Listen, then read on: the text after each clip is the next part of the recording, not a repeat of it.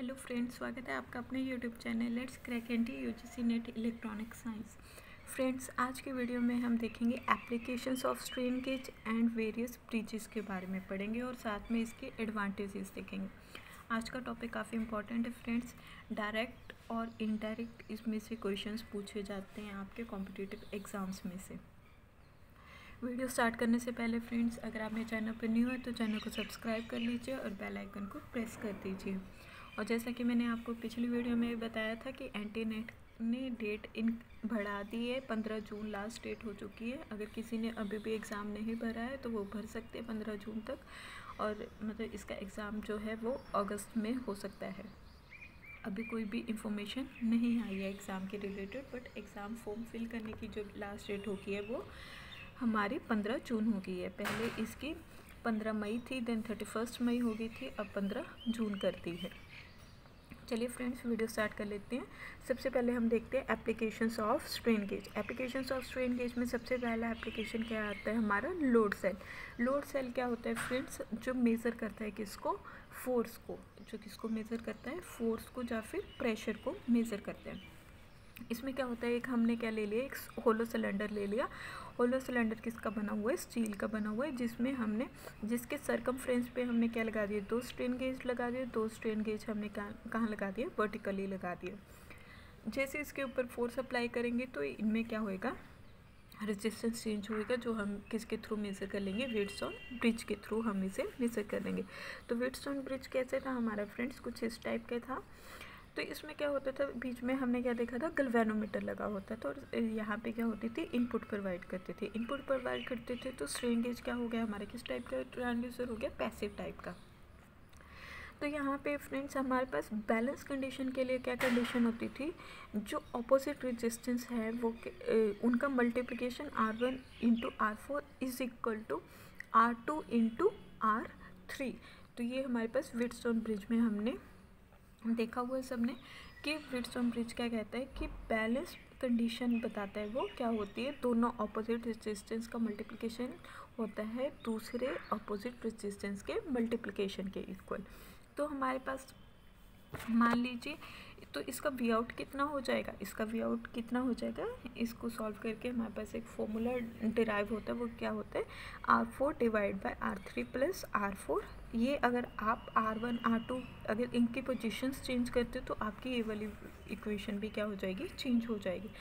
ये जो ये इक्वेशन वैलिड है वो सिर्फ इसी के लिए वैलिड है, R1 R2 R3 R4 के लिए।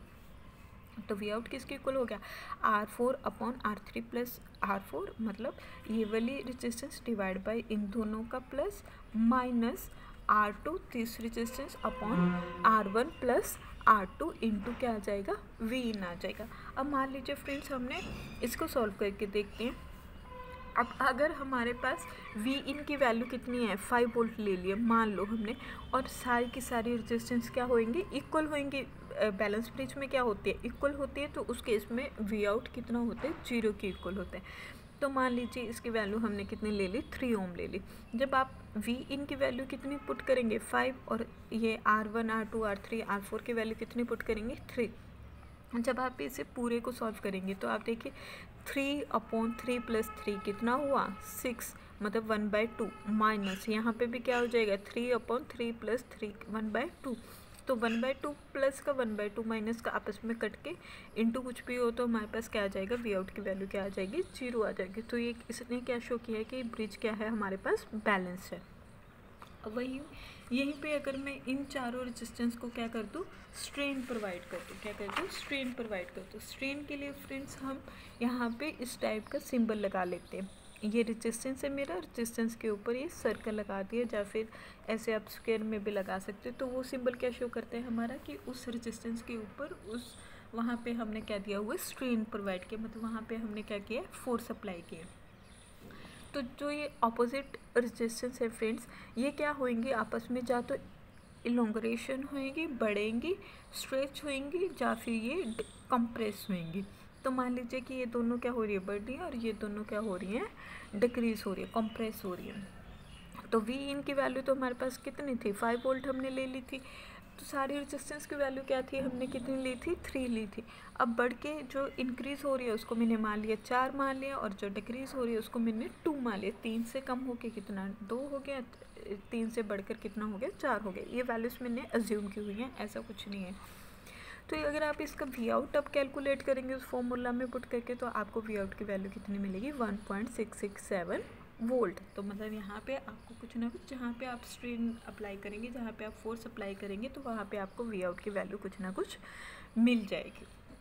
नेक्स्ट इसका ये था हमारा लोड सेल का एग्जांपल। नेक्स्ट इसका एप्लीकेशन कहाँ पे यूज़ करते हैं, कैंटिलीवर के ऊपर। कैंटिलीवर क्या होता है फ्रेंड्स, एक हमारे पास रोड है, कोई स्टील है, लाइक जैसे ये मेरे पास स्टील है, इसके ऊपर क्या रख दिया है मैंने, स्ट्रेन गेज रख दिया। क्या रखा है मैंने, स्ट्रेन गेज। अब इसी लोड को अगर मैं फोर्स अप्लाई करूँगी, ऊपर से क्या अप्लाई कर रही हूँ मैं, फोर्स अप्लाई कर रही हूँ, फोर्स अप्लाई कर रही हूँ, तो ये क्या हो रहा है, नीचे डाउनवर्ड जा रहा है। तो वही चीज़ यहाँ पे शो की हुई है। अगर ऊपर से फोर्स अप्लाई हो रहा है तो यहाँ पे ये डाउन चल रहा है, और यहाँ पे क्या है, स्ट्रेन गेज की लेंथ में क्या हो रहा है, चेंजेस आ रहे हो। तो उसी को हम मेजर कर लेंगे किसके थ्रू, विड्थ ऑन ब्रिज के थ्रू। बस इसमें पूरे स्ट्रेन गेज में एक ही कंसेप्ट है कि लेंथ का चेंज होना और रेजिस्टेंस में चेंजेस होना, तो उसको विड्थ ऑन ब्रिज के साथ हमने इसको मेजर कर लेना है। अब देखिए यहाँ पे अगर एक आपने स्ट्रेन गेज लिया है तो हमारा एक ही स्ट्रेन गेज यहाँ पे कनेक्ट होएगा। बाकी तीनों रेजिस्टेंस क्या रख दिए मैंने, कांस्टेंट रख दिए, 3 ओम रख दिया। ये स्ट्रेन गेज अप्लाई किया है तो इसका लेंथ इंक्रीज भी हो सकता है। अब डाउनवर्ड किया है तो इंक्रीज होगा, तो आर की वैल्यू क्या हो जाएगी, 4 हो जाएगी। तो हमारे पास यहाँ पे कुछ ना कुछ इसका वैल्यू आ जाएगा। क्लियर हुआ। नेक्स्ट, अब अगर हम स्ट्रेन गेज 2 यूज़ कर ले, now we use 2 strain gauge, 2 strain, एक ऊपर एक नीचे। ऐसा नहीं है कि दोनों ऊपर ऊपर ही यूज़ करने हैं, आप एक ऊपर एक नीचे। तो यहाँ पे फिर से फोर्स अप्लाई किया तो एक स्ट्रेन गेज की लेंथ क्या हो जाएगी, बढ़ जाएगी, और दूसरे की क्या हो जाएगी, डिक्रीज हो जाएगी। तो यहाँ पे ये देख लीजिए अपोजिट डायरेक्शन में मैंने क्या लगा दिए हैं ब्रिज के। एक यहाँ पे रेजिस्टेंस क्या हो गया, चेंज कर दिया, एक यहाँ पे रेजिस्टेंस क्या हो गया, हमारा चेंज हो गया। मान लीजिए इसका लेंथ क्या हो गया, बढ़ गया, इंक्रीज हो गया, लेंथ बढ़ गया तो रेजिस्टेंस बढ़ गई, यहाँ पे लेंथ डिक्रीज हो गया तो रेजिस्टेंस क्या हो गया, डिक्रीज हो गया। मतलब ये स्ट्रेच हो रहा है, ये क्या हो रहा है, हमारा कंप्रेस हो रहा है। ये जरूर याद रखना फ्रेंड्स आपने, strain gauge should be connected with adjacent arms. दोनों एडजेसेंट आर्म्स होनी चाहिए, ऐसे भी हो सकती है और ये ऐसे भी हो सकती है। बेटर है ज़्यादा अगर आप इस डायरेक्शन में लो, ऊपर नीचे। नेक्स्ट, अगर हम चारों पे ही हम क्या लगा दें, अपना स्ट्रेन गेज लगा दें, चारों के ऊपर क्या लगा दें, हम स्ट्रेन गेज लगा दें। चारों के ऊपर स्ट्रेन गेज लगा देंगे तो हमारे पास ये इम्पीडेंस दी हुई है, Z1 Z2 Z3 Z4 clockwise हमने इसको नंबरिंग दी हुई। तो उसके इसमें हमारे पास वी आउट क्या हो जाएगा, V in into Z1 upon Z1 plus Z4 minus Z2 upon Z2 plus Z3। तो इसमें भी क्या बताया, जो ये दो इम्पीडेंस है हमारा Z2 एंड Z4, ये क्या हो रही है, इलोंग्रेशन हो रही है, बढ़ रही है, और ये दोनों क्या हो रही है, हमारी कंप्रेस हो रही है। नेक्स्ट हमारे पास आ जाता है फ्रेंड्स, वेरी इंपॉर्टेंट, एक ब्रिज आता है क्वार्टर ब्रिज, जिसे हम क्या बोलते हैं, क्वार्टर ब्रिज क्या होता है। जैसे फ्रेंड्स अभी मैंने आपको ये डायग्राम दिखाई थी कि हमने ब्रिज लिया है, उसमें एक रेजिस्टेंस को क्या कर दिया है, चेंज कर दिया। अब इस रेजिस्टेंस के ऊपर क्या किया है, हमने स्ट्रेन गेज अप्लाई किया। तो वो स्ट्रेन गेज इस टाइप से लगते हैं, एक स्ट्रेन गेज लगाएंगे किसी भी रेजिस्टेंस के ऊपर, उसे क्या बोलते हैं हम, क्वार्टर ब्रिज। 2 स्ट्रेन गेज लगा देंगे, एक यहाँ पे एक यहाँ पे लगा देंगे आप सिमिलरली, तो उसे बोलते हैं हाफ ब्रिज। अगर चारों तरफ चारों रेजिस्टेंस पे लगा देंगे हम स्ट्रेन गेज तो उसे बोलते हैं फुल ब्रिज। तो पहले क्वार्टर ब्रिज का देख लेते हैं। अभी यहाँ पे किसी भी रेजिस्टेंस के ऊपर आप स्ट्रेन गेज कनेक्ट कर सकते हैं। तो स्ट्रेन गेज कनेक्ट किया तो हमारी रेजिस्टेंस चेंज हुई, रेजिस्टेंस चेंज हुई तो हमारा लेंथ चेंज हुआ, लेंथ चेंज होने की वजह से रेजिस्टेंस चेंज हुआ। तो हमारे पास वी आउट कितना हो जाएगा इस केस में, VS input voltage upon 4 into del R upon L. इसका पूरा डेरिवेशन है, हमारे एंटीनेट में इतना डेरिवेशन नहीं पूछा जाता, तो अब मैंने यहाँ पे डायरेक्टली फॉर्मूलाज लिखे हैं यहाँ पे। तो हमारे पास डेल आर अपॉन आर क्या होता है फ्रेंड्स, गेज फैक्टर किसके इक्वल होता है, gauge factor is equal to output by input del R by L upon L, del L upon L. तो यहाँ से डेल आर अपॉन आर की वैल्यू मैंने पुट कर दी है, gauge factor into del L upon L. तो यहाँ से आपको कुछ भी पूछेगा वियर निकालने के लिए पूछा गया तो आपने ये फॉर्मूला लगा देना है। अगर आपसे गेज फैक्टर निकालने के लिए पूछना है, वहाँ पे मेंशन होगा क्वार्टर पे गेज, वहाँ पे वर्ड लिखा होगा, तभी आपने ये चीज़ कैलकुलेट करनी है। तो इसके ऊपर गेट में क्वेश्चंस आए हुए हैं, एक दो क्वेश्चन। अभी नेक्स्ट वीडियो में हम जब प्रीवियस ईयर क्वेश्चंस करेंगे तब हम इसके सारे फॉर्मूलाज वगैरह सब कुछ देख लेंगे। नेक्स्ट आता है फ्रेंड्स हमारे पास हाफ ब्रिज। हाफ ब्रिज में मैंने आपको बताया कि दो रेजिस्टेंस के ऊपर हमने क्या लगाना है, स्ट्रेन गेज लगाना है। एक रेजिस्टेंस क्या होगी, कंप्रेस होएगी, और एक रेजिस्टेंस क्या होएगी, स्ट्रेच होएगी, इलैंगुरेशन होएगी। और ये भी दोनों क्या होनी चाहिए, एडजेसेंट रेजिस्टेंस के ऊपर लगाने हैं। चाहे आप ऐसे भी लगा सकते हैं, चाहे आप इसको ऐसे भी लगा सकते हैं, इन दोनों डायरेक्शन में भी लगा सकते हैं। हाफ ब्रिज को क्यों यूज़ करते हैं, it is use for improving the sensitivity. Sensitivity को इम्प्रूव करने के लिए हम किसको यूज़ करते हैं, हाफ ब्रिज को। नेक्स्ट आ जाते हैं फुल ब्रिज। फुल ब्रिज में आपको पता है कि चारों रेजिस्टेंस के ऊपर क्या लगा देते हैं, हम स्ट्रेन गेज लगा देते हैं। 1 2 3 4 चारों के ऊपर क्या लगा दिया हमने, स्ट्रेन गेज लगा दिया। तो अपोजिट डायरेक्शन में रेजिस्टेंस क्या होंगे, स्ट्रेच हो जाएंगे। टेंसाइल फोर्स लग रही है तो लेंथ बढ़ गई तो रेजिस्टेंस बढ़ गया। और जो ये वाली है ये क्या हो जाएगी, कंप्रेस हो जाएगी। कंप्रेस मतलब ऐसे ऐसे धीरे धीरे लेंथ का डिक्रीज होना, लेंथ का डिक्रीज होना मतलब रेजिस्टेंस का कम होना। फुल ब्रिज में फ्रेंड्स जो ये दो होती है, ये क्या हो रही है, टेंसाइल हो रही है, एक क्या हो रही है, कंप्रेसिव हो रही है। जो ये दो रेजिस्टेंस होती है R3 एंड R4, इनको हम बोलते हैं डम्मी गेज।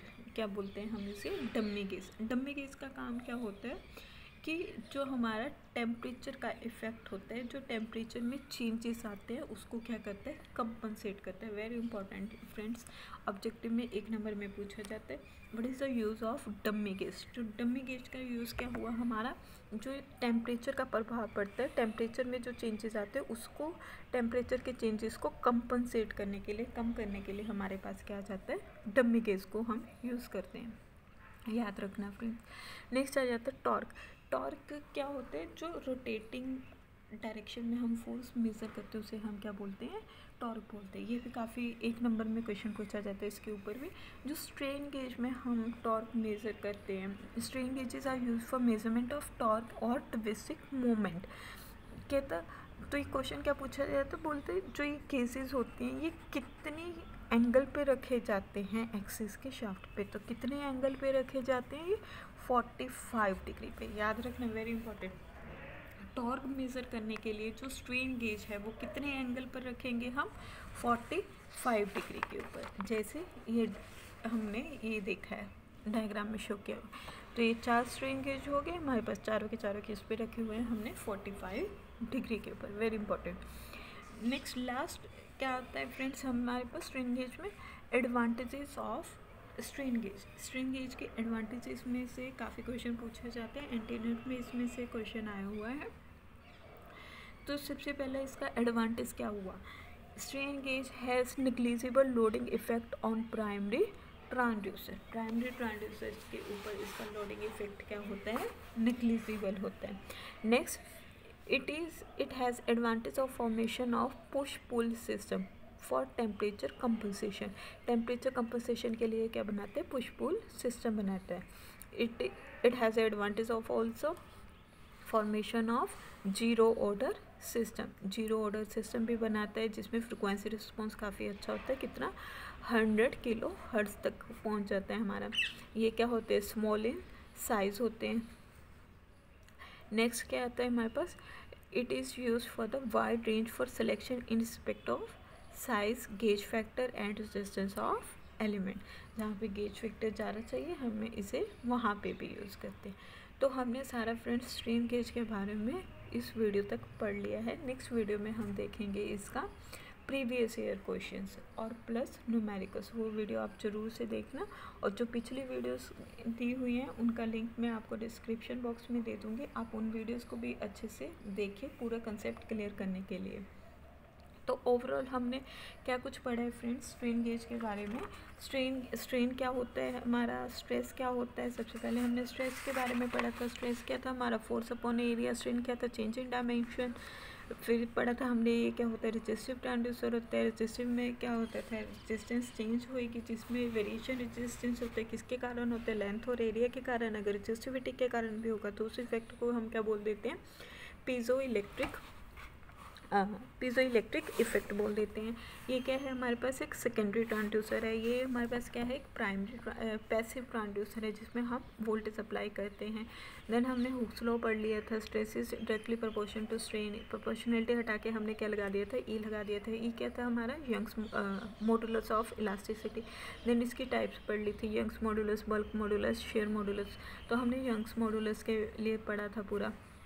यंग्स मॉडुलस क्या था, stress upon strain, force upon area. Then हमारे पास क्या आ जाता था, डेल एल अपॉन एल आ जाता था। लॉन्गिट्यूडनल स्ट्रेन आ जाता था। लॉन्गिट्यूडनल स्ट्रेन क्या था हमारे पास, डेल एल अपॉन, जिस डायरेक्शन में हमारा फोर्स लग रहा है उसी डायरेक्शन में हमारा क्या लगेगा, चेंजेस अकर होंगे, उसे हम क्या बोल देते थे, लॉन्गिट्यूडनल स्ट्रेन। लेटरल स्ट्रेन क्या होता था, उसके परपेंडिकुलर डायरेक्शन में जो चेंजेस आते थे उसे क्या बोल देते थे हम, लेटरल स्ट्रेन। देन हमने पढ़ लिया था पॉइजन्स रेशो। पॉइजन्स रेशो हमारा क्या था, जो कि हमारा रेशो था किसका, lateral strain upon longitudinal strain का। लेटरल स्ट्रेन में क्या आ जाता था हमारे पास, del D upon D upon del L upon L. Negative क्यों लगाया था, क्योंकि ये दोनों आपस में क्या थे, परपेंडिकुलर थे। गेज फैक्टर क्या था, आउटपुट बाय इनपुट। आउटपुट क्या था, del L upon del R upon L, del L upon L. तो एक फॉर्मूला और क्या निकल के आया था गेज फैक्टर का, gauge factor is equal to 1+2 gamma. Then next हमने क्या पढ़ लिया था फ्रेंड्स, इसमें नेक्स्ट पढ़ा था हमने types of strain gauge. Types of strain gauge में हमने क्या क्या पढ़ लिया था, अनबॉन्डेड पढ़ा था, और क्या पढ़ा था, बॉन्डेड वायर पढ़ लिया था हमने, बॉन्डेड वायर पढ़ा था। नेक्स्ट हमने क्या पढ़ा था, बॉन्डेड फॉइल पढ़ लिया था। लास्ट हमने पढ़ा था सेमीकंडक्टर।